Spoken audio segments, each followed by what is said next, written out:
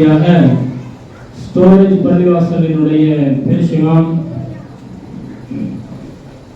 மௌலானா மௌலவி அல் ஹாஃபில் எம் முகமது மஹீதீன் அப்துல் காதர் பாபா சிராஜி ஹஜரத் அவர்கள் வாழ்த்துரை வழங்குவார்கள்.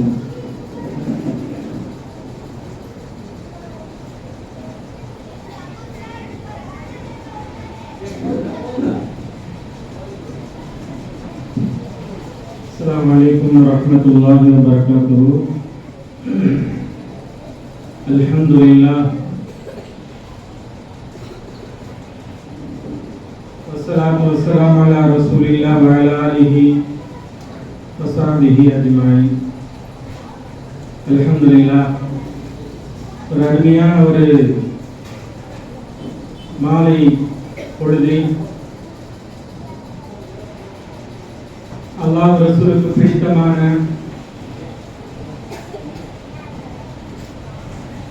ஒரு மதரசாவினுடைய ஆண்டு விழாவை அல்லாஹ் தஆலா உங்களையும் என்னையும் இங்கே ஒன்று கொண்டு செய்திருக்கிறான். அல்ஹம்துலில்லாஹ். இதை நல்ல விஷயத்தை பேசவும் கேட்பதற்கான ஒரு வாய்ப்புகளையும் ரப்பல் ஆலமீன் தந்திருக்கிறான். மாணவர்கள் எல்லாம் ரொம்ப ஆர்வமா இருக்காங்க. போட்டியெல்லாம் முடிஞ்சிருச்சு. ரொம்ப கஷ்டப்பட்டு நம்ம போட்டி நம்மளுடைய பர்ஃபார்மன்ஸ் எல்லாம் காமிச்சிருக்கோம். நம்ம திறமையெல்லாம் வெளிப்படுத்தியிருக்கிறோம். யார் ஃபர்ஸ்ட் செகண்ட் தேர்டு, எப்போ பரிசு கொடுப்பாங்க, எப்போ விழா முடியும் அப்படின்னு எதிர்பார்த்துட்டு இருக்கிறாங்க. இந்த இதில் அஜித்மார்கள் அடுத்தடுத்து பேசிக்கிட்டே இருக்கிறாங்க இல்லையா? சீக்கிரம் முடிஞ்சிடும் இன்ஷா அல்லாஹ். உங்களுடைய அந்த பரிசுகள் உங்களுக்காக காத்துட்டு இருக்குது. கண்ணியத்திற்குரிய பெரியவர்களே, சகோதரர்களே, ஒரு 36 வருஷமா ஒரு மதரசா நடைபெற்றுக் கொண்டிருக்கிறது. அதனுடைய ஆண்டு விழா நம்ம எல்லாம் இருக்கிறோம். அல்ஹம்துலில்லாஹ்.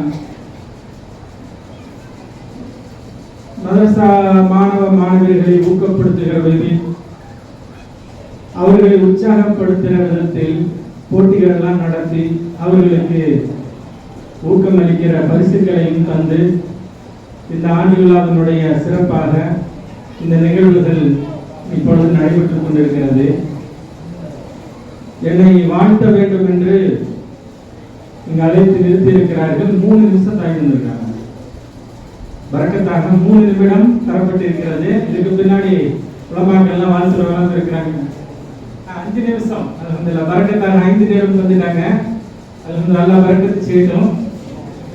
அடுத்தடுத்து உலமாக்கள் வாழ்த்துறை வழங்குவதற்காகவும் சிறப்புரை வழங்குவதற்காகவும் அல்ஹம்துலில்லாஹ் இருக்கிறார்கள். அவர்களுக்கு வழிவிட்டு வாழ்த்துறையை சுருக்கமாக முடித்துக் கொள்ள விரும்புகிறேன். 36 வருஷமா ஒரு விஷயம், ஒரு நல்ல விஷயம் நடக்குதுன்னு சொன்னா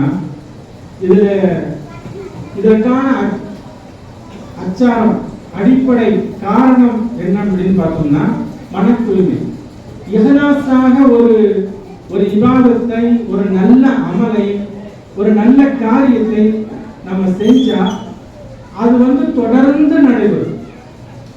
அல்லாஹ்வுடைய பாதையில் தங்களுக்கு கிடைத்திருக்கிற செல்வங்களை கொண்டு தீனுடைய பணி, அல்லாஹ்வுடைய மார்க்கம், அது தொடர்ந்து அதனுடைய சேவையில் நாமும் பங்கெடுக்க வேண்டும் என்பதற்காக மதரசாவை நிறுவி அதை திறம்பட சிறப்பாக நடத்தி கொண்டிருக்கிறார்கள். அல்லாஹ் தஆலா அவர்களுக்கும் அவர்களை சார்ந்த அனைவர்களுக்கும் அல்லாஹ் தஆலா இம்மை மறுமையினுடைய எல்லா கயிறு பரக்காத்துகளையும் தந்தர வேண்டும் என்று வாழ்த்தி துஆ செய்தவனாக, பெற்றோர்களுக்கு ஒரு சின்ன ஒரு நினைவூட்டல். குழந்தையை எப்படி வளர்த்தணும்னு உங்களுக்கு தெரியும். குழந்தை பிறக்கிறதுக்கு முன்னாடியே ஆனா பெண்ணா, அதுக்கு என்ன பேர் வைக்கணும், எப்படி வளர்த்தணும், ஆனா பிறந்தா எப்படி வளர்த்தணும், பொண்ணா பிறந்தா எப்படி வளர்த்தணும், எல்லா கனவுகளுடன் ஒவ்வொரு பெற்றோரும் தங்களுடைய குழந்தைகளை பெற்றெடுக்கிறார். பெருமானார் ஸல்லல்லாஹு அலைஹி வஸல்லம் சொல்வார்கள், குல்லு மௌலூதின் யூலது அலா ஃபித்ரத்தில் இஸ்லாம். உலகத்துல பிறக்கிற எல்லா குழந்தையும் இஸ்லாத்தின் அடிப்படையில் தான் பிறக்குது. இது எங்க தடம் மாறுது அப்படின்னு சொன்னா ஒரு முஸ்லீம் குழந்தையை பெற்றான்னா அந்த குழந்தையை முஸ்லீமா வளர்த்துவான். ஒரு காஃபிர் பெற்ற காஃபிரா வளர்த்துவான். ஒரு நெருப்பு வணங்குறவன் பெற்றான்னா அவன் நெருப்பு வணங்கி அந்த குழந்தையை வளர்த்துவான். ஒரு கிறிஸ்டினோ ஒரு யூதனோ குழந்தையை பெற்றால் அந்தந்த மதத்தை சார்ந்தவர்களாக அந்தந்த கலாச்சாரத்தோடு இந்த குழந்தையை வளர்த்துவாங்க. இந்த மதரசாக்கள் எங்கே நிற்கிறது என்று சொன்னால், எதிலே முக்கியத்துவம் வாய்ந்ததாக இருக்கிறது என்று சொன்னால், இஸ்லாமிய கலாச்சாரத்தை பாதுகாப்பதிலும் இஸ்லாமிய விழுமியங்கள் சொல்கிற அடிப்படை விஷயங்களை குழந்தைகளுக்கு கற்றுத்தந்து இஸ்லாமிய நாகரிகத்தை இந்த மதரசாக்கள் அந்த குழந்தைகள் கற்றுக்கொள்கிற மனதிலே ஆழமாக பதிகிற அந்த பிஞ்சு மனசுல இது பயிரி வைக்கப்படுகிறது. ஒரு குழந்தை தனக்கு விவரம் தெரிஞ்சதுல இருந்து ஒரு 7-8 வயசு வரைக்கும் சொன்னதெல்லாம் கேட்கும். அத்தா மாசம் சொன்னாலும் கேட்கும். அந்த குழந்தை யாரை விரும்புதோ, யார் தனக்கு பிடிக்குதோ அவங்க சொன்னாலும் கேட்கும். 8 வயசுக்கு மேல, 8 வயசுல இருந்து 13 வயசு வரைக்கும் கிவ் அண்ட் டேக் பாலிசி. அதாவது ஏதாவது ஒன்று நான் உங்க பேச்ச கேட்கணும்னா எனக்கு என்ன கிடைக்கும் அப்படிங்கிற மாதிரி நம்ம ஒன்றை கொடுத்தா அது உடனே என்ன செய்யும், உடனே அதை செய்து விட்டு எவ்வளவு பெரிய காரியம் இருந்தாலும் அதை செஞ்சு முடிச்சிடும். அதனாலதான் நம்முடைய குடும்பங்களிலே பழக்கம் இருக்கிறது. இஸ்லாமிய குடும்பங்களிலே சின்ன குழந்தைகள்லாம் நோன்பு வச்சா அதை நம்ம பாராட்டி அந்த குழந்தைக்கு நோன்பு வச்சுட்டீங்கன்னா உனக்கு நான் இதை வாங்கி தரேன். குழந்தைகளுக்கு நோன்புக்கு சிரமம் இல்லை, பெரியவர்களுக்கு சிரமமா இருக்கிற பொழுது அப்ப நீ குரானை முடிச்சுட்டீங்கன்னா நீ கேட்டது நான் உனக்கு வாங்கி தரேன், உனக்கு அதை வாங்கி தரேன், இதை வாங்கி தரேன் சொல்றதுதான் அந்த அடிப்படையில்.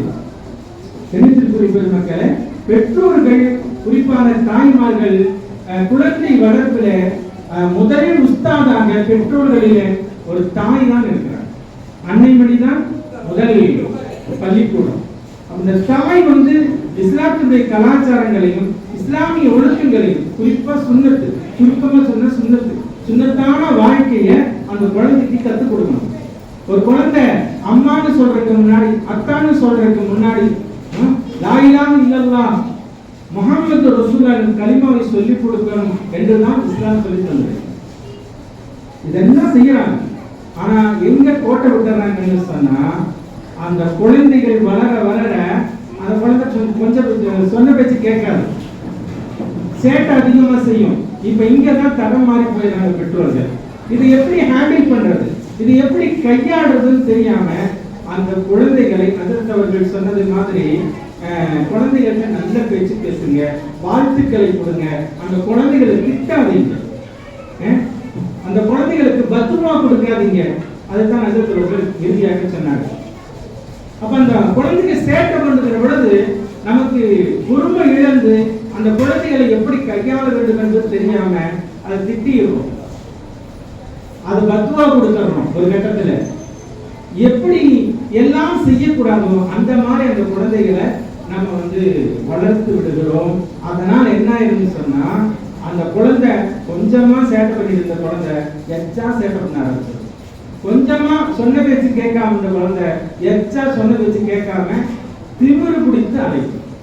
அப்ப எங்கே இருக்குன்னு சொன்னா பெற்றோர் கையில தான் அந்த குழந்தையை பக்குவமாக வளர்த்துகிற பொறுப்பு. இஸ்லாத்துல எங்கேயும் இன்னைக்கு நம்ம இன்றைக்கு இருக்கிற தாய்மார்கள் பெற்றோர்கள் வளர்த்துற மாதிரி வளர்த்தல. 1-2 தாய்மார்கள் விதிவிலக்காக இருக்கலாம். இன்னைக்கு குழந்தைகளுடைய பிஞ்சு மனம். அந்த குழந்தைகள் 2 பேர்கள், தாயும் தந்தையும் தான் அதனுடைய ரோல் மாடல், முன்மாதிரிகள். அம்மா எப்படி இருக்காங்களோ அதே மாதிரி தான் குழந்தை இருக்கும், அத்தா எப்படி இருக்காங்களோ அதே மாதிரி தான் குழந்தை இருக்கும். இப்ப அம்மா சீரியல் பார்த்துட்டு இருந்தா குழந்தைக்கும் சீரியல் தான் பார்க்கும். அம்மா எப்பவுமே போன் நோண்டிட்டு இருந்தா அதுல என் குழந்தை எப்ப பாரு போனை வச்சுட்டே இருக்கிறா, மாஸ்டர் போக மாட்டேங்கிறா, ஸ்கூல் படிக்க சொன்னா படிக்க மாட்டேங்கிறா, ஹோம்ஒர்க் எழுத மாட்டேங்கிறா. காரணம் அம்மா அதிகமா போன் நோண்டி இருப்பாங்க, போன் அதிகமா யூஸ் பண்ணி இருப்பாங்க, இல்ல அப்பா யூஸ் பண்ணி இருப்பாரு. அதை பார்க்கிற குழந்தை நாமும் போன் இந்த மாதிரி யூஸ் பண்ணணும் அப்படின்னு நினைச்சு செய்யும். அப்ப குழந்தைகள் முன்னாடி என்ன செய்யணும் என்ன செய்யக்கூடாது என்பதெல்லாம் இஸ்லாம் வரையறுத்திருக்கிறது. குழந்தைகளுக்கு என்ன பேசணும் என்ன பேசக்கூடாது, எப்படி பேசணும் எப்படி பேசக்கூடாது, இதுக்கெல்லாம் கிளாஸ் எடுக்க போறதில்லை. இதெல்லாம் ஒரு நினைவூட்டல் தான் உங்களுக்கு. அப்போ இது இப்படித்தான் இஸ்லாம் நமக்கு வழிகாட்டி இருக்கிறது. பெருமானார் ஸல்லல்லாஹு அலைஹி வஸல்லம் வாழ்வியல் சாபக்கூடிய வாழ்வில் எல்லாம் நீங்க படித்து பாருங்கள், எப்படி குழந்தைகளை பாராட்டி சீராட்டி வளர்த்தார்கள் என்று பார்க்கணும். அன்னைக்கு இருந்த காலம் வேற, இன்னைக்கு இருக்கிற காலம் வேற. எல்லா காலத்திலும் நாம் மனிதர்களாகத்தான் வாழ்ந்தாக வேண்டும். எல்லா காலத்திலும் நாம் இஸ்லாமிய கலாச்சாரத்தோடு தான் வாழ்ந்தாக வேண்டும். அந்த காலம் வேற, அந்த மாதிரி இன்னைக்கு வாழ முடியாதவங்க சொல்ல முடியாது. எக்காலத்திற்கும் ஏற்றதுதான் இந்த இஸ்லாமிய கலாச்சாரம், அல்லாஹ்வுடைய சட்டங்கள் என்பதை நாம் பதிவு வைத்துக் கொள்ள வேண்டும். அடுத்தடுத்து சிறப்புரை எல்லாம் ஆற்ற வேண்டியிருக்கிறது. நான் கோடிட்டு காண்பித்திருக்கிறேன். இன்ஷா அல்லாஹ் இன்னொரு தடவை இதை குறித்து பெற்றோர்கள் தங்கள் குழந்தையிடத்தில எப்படி நடந்து கொள்ள வேண்டும் என்பதை முழுமையாக, அதே மாதிரி குழந்தைகள் எப்படி நடந்து கொண்டால் பெற்றோருக்கு நல்ல பிள்ளைகளாக வளர்வார்கள் என்பதை குறித்தும், இப்ப மார்க்கே எடுக்காத குழந்தை எப்படி மார்க் எடுக்க வைக்கிறது, சொல்ல வச்சு கேட்காத குழந்தை எப்படி சொல்ல வச்சு கேட்க வைக்கிறது, திறமையே இல்லாத குழந்தை எப்படி திறமையாக மாற்றுவது, படிப்பை ஏறாத குழந்தைக்கு எப்படி படிப்பை மண்டையில் ஏற்றுவது, இப்படி எல்லாம் பல முறைகள் இருக்கிறது. அவைகளை குறித்து எல்லாம் இன்ஷா அல்லாஹ் உங்களுக்கு அடுத்த ஒரு சந்தர்ப்பத்திலே தெளிவாக சொல்லுவேன். அல்லாஹ் ரப்பல் ஆலமீன் இந்த சபையை கபூல் செய்வானாக. இந்த மதரசாவை கியாமத் நாள் வரைக்கும் தொடர்ந்து நடக்கிற ஒரு நல்ல நிறுவனமாக, நற்காரியமாக ஆக்கி வைப்பானாக. இதில் பணியாற்றுகிற உஸ்தாதுமார்கள் மற்றும் அர்ப்பணிப்பை தந்திருக்கிற நிர்வாகிகள் மற்றும் சமுதாய மக்கள் அத்தனை பேர்களுக்கும் வல்ல ரஹ்மான் இதனுடைய நன்மைகளை இம்மையிலும் மறுமையிலும் பாக்கி மாற்றி தருவானாக. வாக்கியர் தாவான அல்ஹம்துலில்லாஹி ரப்பில் ஆலமீன். அஸ்ஸலாமு அலைக்கும் வரஹ்மத்துல்லாஹி வபரகாத்துஹு.